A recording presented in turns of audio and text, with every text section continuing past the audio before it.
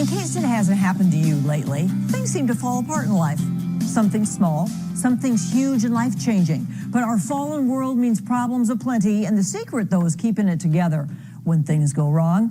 Dr. Mike Smith has advice for just that. He has a PhD in industrial and organizational psychology, is an Air Force veteran, and first sergeant with the U.S. Air Force Thunderbirds.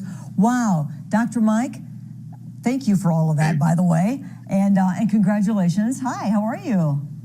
Very good, Paula. Thank you so much for your time. I really appreciate it. It's great to talk to you. Well, thank you. I think you've got some great advice for us about keeping it together when things fall apart.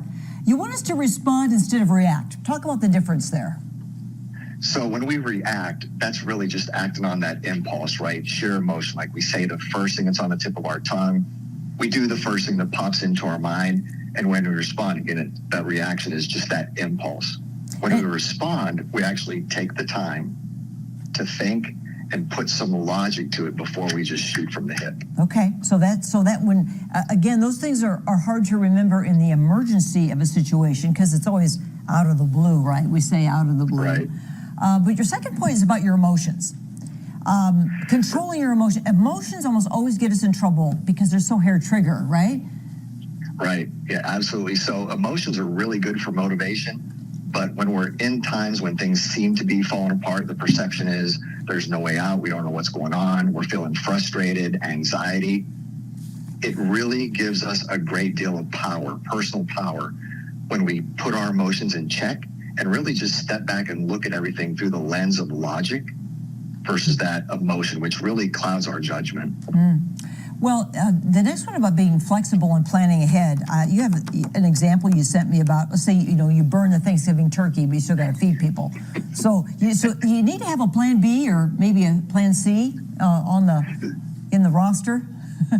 So having those backup plans are really, really important. And also, I think when we talk about being flexible, that's just keeping an open mind, right? Just don't be so rigid and locked in on there's only one way to do things. There's only one opportunity. There's only one solution. Being flexible is that thing that gives you the power to course correct and pivot so you don't like freak yourself out when things don't go the way that you think they will. Yeah, that's good. Boy, that would fix a lot of things, right?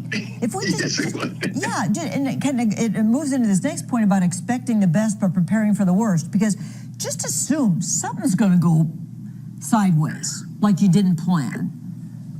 Right. So expecting the best is really, really powerful. And that's a great place to be, right? That's a really great mindset. It puts us in a good mood and it sets us up for that success. But if we stop there, right, by just expecting the best without even giving any thought or consideration to, just like you said, that thing that could go wrong, that thing that trips us up, or that out of the blue that just goes sideways, if we're not there and expecting that and preparing for it, then we could just be backing ourselves into a very uncomfortable corner. Yeah, because when you think about that, there's got to be something's going to happen, right? I mean, right. If you take control of it quicker, everybody's better off. It's like, okay, plan B. Plan B. Forget that other thing that went wrong. Let's not even worry about it and be upset about it. That's easy to say now, but when you're in the middle of it, it's not as easy, right? Right. And lastly, you have this point about before you're overwhelmed, take a break. What do you mean by that exactly? So that kind of piggybacks on what you just said, right, about that stepping back. So before you get to that point of overwhelm, where you're in the heat of the moment, right, things catch you off guard, or you feel like things are falling apart, and you're just really struggling to come up with that answer, that solution, that's when you need to take a break and step back before you do get consumed by the overwhelm. And taking a break could be something as simple as, put on that favorite song that you like that just jazzes you up and puts you in a good mood. Or maybe you have a favorite quote you like to read. Or maybe you want to pick up the phone and call a friend, a spouse, a partner, significant other, someone, just to take a break and detach and just pick yourself up out of the emotion so you don't stay just down in the trenches. Well, Mike, we have on screen now your contact. You're the CEO of a group called John. What's John's last name? John Matone Global. Okay. So if we go on that site, we'll find some cool stuff. Absolutely will. Thanks, Dr. Mike. Hey, thank you so much, Paula. I appreciate your